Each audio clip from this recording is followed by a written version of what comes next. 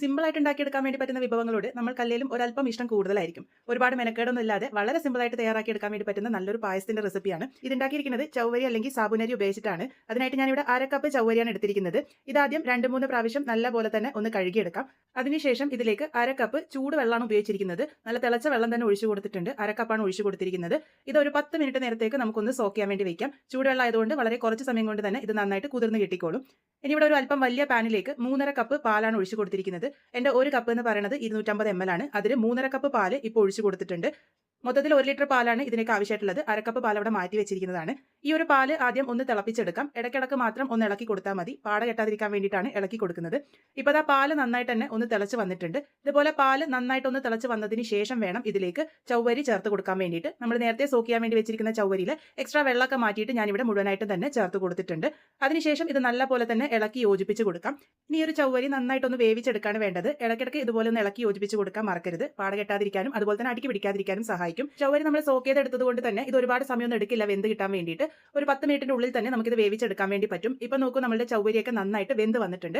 ചൗവരി നന്നായിട്ട് വെന്ത് വന്നതിന് ശേഷം വേണം ഇതിലേക്ക് മധുരം ചേർത്ത് കൊടുക്കാൻ വേണ്ടിയിട്ട്. ഞാനിവിടെ 1/2 കപ്പ് പഞ്ചസാരയാണ് ചേർത്ത് കൊടുത്തിരിക്കുന്നത്. അത് നിങ്ങളുടെ മധുരത്തിന് പാകത്തിന് ചേർത്ത് കൊടുത്താൽ മതി. ഇത് ആ ഒരു സാധാരണ പായസത്തിന് ഉണ്ടാകുന്ന മധുരം മാത്രമേ കാണുള്ളൂ. ഇനി ആ ഒരു പഞ്ചസാരയൊക്കെ അലിഞ്ഞു വരുന്ന ആ ഒരു സമയത്ത് നമുക്ക് ഇതിനായിട്ട് ഒരു മിക്സ് തയ്യാറാക്കിയെടുക്കാം. അതിനായിട്ട് 1 ടേബിൾ സ്പൂൺ കസ്റ്റേർഡ് പൗഡറാണ് ഞാനിവിടെ എടുത്തിരിക്കുന്നത്. വാനില ഫ്ലേവറിലുള്ളതാണ് എടുത്തിരിക്കുന്നത്. ഇതിലേക്ക് നമ്മൾ നേരത്തെ മാറ്റി വെച്ചിരിക്കുന്ന 1/2 കപ്പ് പാല് ചേർത്തിട്ട് നല്ലപോലെ തന്നെ ഒന്ന് ഇളക്കി യോജിപ്പിച്ച് കൊടുക്കാം.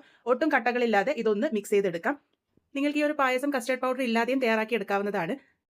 പഞ്ചസാരയൊക്കെ ചേർത്ത് കൊടുത്തതിന് ശേഷം ഇത് വേവാൻ തുടങ്ങിയിട്ട് ഏകദേശം 5 മിനിറ്റോളം ആയിട്ടുണ്ട്. ഇതിപ്പോൾ ആ ഒരു പഞ്ചസാരയൊക്കെ നന്നായിട്ട് അലിഞ്ഞ് ചേർന്ന് ഇതുമായിട്ട് നന്നായിട്ട് യോജിച്ച് വന്നിട്ടുണ്ട്.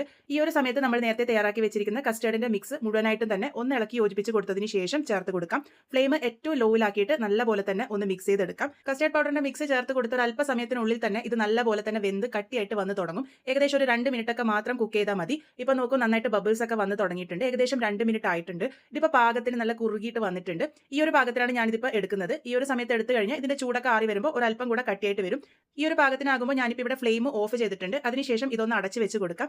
ഇതിന്റെ ചൂട് മുഴുവനായിട്ട് മാറി വന്നതിന് ശേഷം നമുക്കിത് സെർവ് ചെയ്യാവുന്നതാണ്. ഇപ്പോൾ ഇതിന്റെ ചൂട് മുഴുവനായിട്ട് മാറി വന്നതിന് ശേഷം ഈ ഒരു കൺസിസ്റ്റൻസിയിലാണ് നമുക്ക് പായസം കിട്ടിയിരിക്കുന്നത്. ഞാൻ ഇവിടെ കോരി കഴിക്കുന്ന പാകത്തിനാണ് ഇത് തയ്യാറാക്കി എടുത്തിരിക്കുന്നത്. നിങ്ങൾക്ക് ഒരുപാട് ലൂസ് ആയിട്ടാണ് വേണ്ടതെങ്കിൽ പാലിന്റെ അളവ് കൂട്ടിയാൽ മതി. നേരത്തെ 1 ലിറ്ററാണ് എടുത്തിരിക്കുന്നതെങ്കിൽ 1.5 ലിറ്ററോളം എടുത്താൽ മതിയാകും. ഇതിലേക്ക് ഞാനിവിടെ അണ്ടിപ്പരിപ്പും മുന്തിരിയും ഒന്നും തന്നെ ചേർത്ത് കൊടുക്കുന്നില്ല. ഇതല്ലാതെ തന്നെ നല്ല രുചിയാണ്. വനില ഫ്ലേവറിലുള്ള കസ്റ്റേർഡ് പൗഡർ ഇട്ടതുകൊണ്ട് തന്നെ ഒരു ഐസ്ക്രീം രുചിയിലുള്ള പായസമാണ് കിട്ടുക. കുട്ടികൾക്കും മുതിർന്നവർക്കും എല്ലാവർക്കും ഒരുപോലെ ഇഷ്ടാവുന്നതാണ്. നല്ല ക്രീമി ആയിട്ടുള്ള ടെക്സ്ചറിലാണ് ഇത് ഇരിക്കുന്നത്. അതുപോലെ തന്നെ ഉണ്ടാക്കാനാണെങ്കിലും വളരെ എളുപ്പമാണ്. ചൗവരി ഉപയോഗിച്ച് 3-4 വിധത്തിലുള്ള പായസം ഞാൻ എന്റെ ചാനലിൽ ഇട്ടിട്ടുണ്ട്. അതിന്റെയൊക്കെ ലിങ്ക് താഴെ കൊടുക്കാം. എന്തായാലും ട്രൈ ചെയ്ത് നോക്കൂ. ട്രൈ ചെയ്ത് ഫീഡ്ബാക്സ് ഒക്കെ പറയാൻ മറക്കരുത്.